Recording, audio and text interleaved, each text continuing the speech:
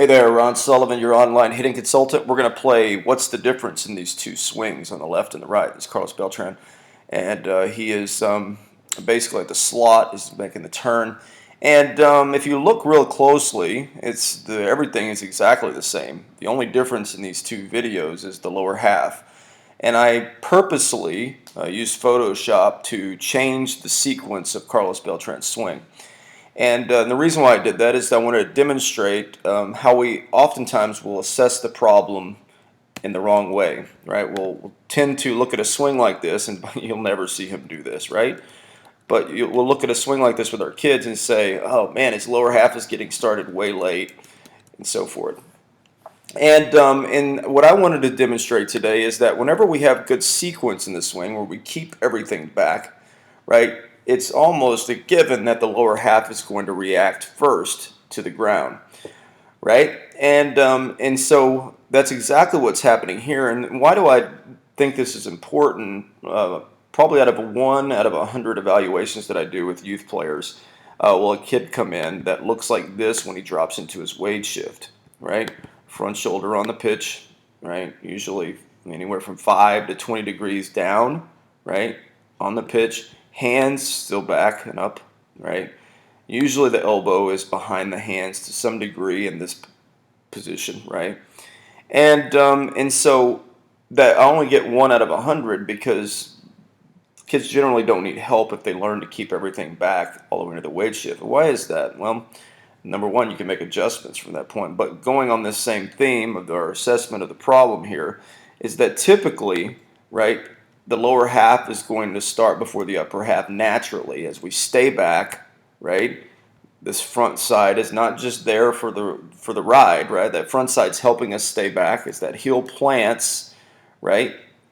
Our lower half is reacting to that staying back, just like our entire body is, right? But because we kept our hands back, you see a lower half working ever so slightly in front of the hands, right? So the video on the left is, again, something that I created myself, but nonetheless, you'll never see Carlos Beltran fall into his wade shift like this. But usually, kids normally when they fall into God, I'm the worst communicator. But they'll fall into their wade shift with their hands and their elbow in this area, somewhere in here, and almost a given, right, is you'll see about 15 degrees with the shoulder up when they get to heel plant, right? They're normally starting the swing early.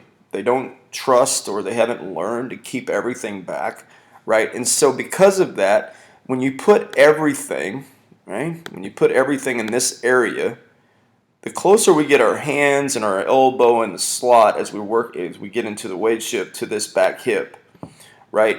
Usually what you'll see is this entire backside from the shoulder down through the hip will turn together, right? And so what we normally will say, oh, we need to do some drills where the lower half is starting. It's just because there's a jam there where everything together is falling into place as they get to their wade shift.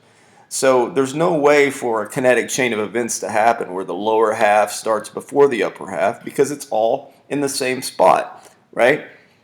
But when they learn, like Carlos Beltran on the left or on the right here, when they learn to keep everything back all the way into their wade shift, right, then you're going to see, I think, rather naturally, that the lower half is going to begin the swing, right? And we don't have to worry about firing or using our hips to pull our hands through or pulling any kind of bungee cord with our hips, right? It's a natural process for the ground and our legs to react to the ground before our hands if our hands are still back, right? Now, that doesn't mean that our lower half, that we don't have to do some sort of work, for if a player doesn't know how to release their back foot the proper way, if we have some sort of resistance here in this area that's causing us to spin or what have you, that's some things that need attention. But I can assure you that one improvement you'll make instantly is if you keep everything back, you're going to see a lower half start before the upper half. And when a player gets to the slot, like you'll see Beltran here, you're going to see that backside is going to be releasing ahead of the hands ever so slightly. Now, there may be some work to do there to improve, I guess, some level of explosiveness or whatever. But nonetheless, if you're looking for sequence change, that's the way to do it. Keep your players' hands back, right, into the position you see on the right, and prevent this log jam that we normally see with youth players when they land in their weight shift. They create a tremendous amount of resistance, right? And so, in order to free up that resistance, or what happens with that resistance, they have to turn their entire body to get the barrel around because everything's stuck in their backside at that point in the swing. So for a real life example, this is my student Carter on the left. This young man's trying to learn some basic principles and sequence and so forth. And so, look, he's doing a great job. He's 10 years old, right? And really got a great lower half, right, working for him. But we're trying to work on this sequence that I'm talking about today. And that if you look at the image up on the screen, right, it's also a Photoshop manipulated image where I've taken his upper half from here, right, and placed it on top of his landing, his legs when they land, right? And then I think you can see in the image that he's got lots of separation up there, right? Well, it wasn't because it's not. Carter's lower half is not a reaction that says when I get to the ground I'm going to start twisting my hips open.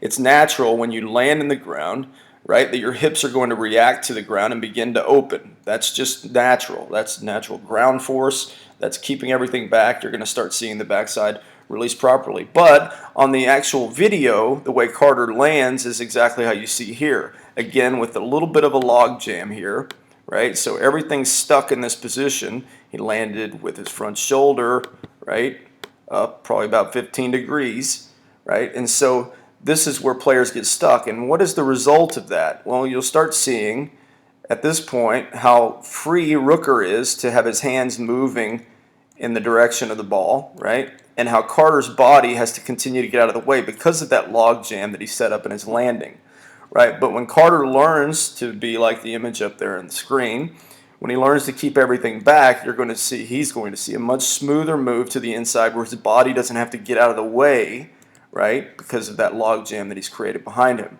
right? And so you'll also see the sequence of the lower half starting the upper half more freely, right, and more naturally than some idea where I've got to tie bungee cords to my hips to pull my hips through before my hands, right? Fix the sequence in your player's swing, and you're going to see a much smoother unload of the bat. You're going to see obviously the lower half starting before the upper half, right? And what else can you ask for? Hey, this is Ron Sullivan, your online hitting consultant. Thanks.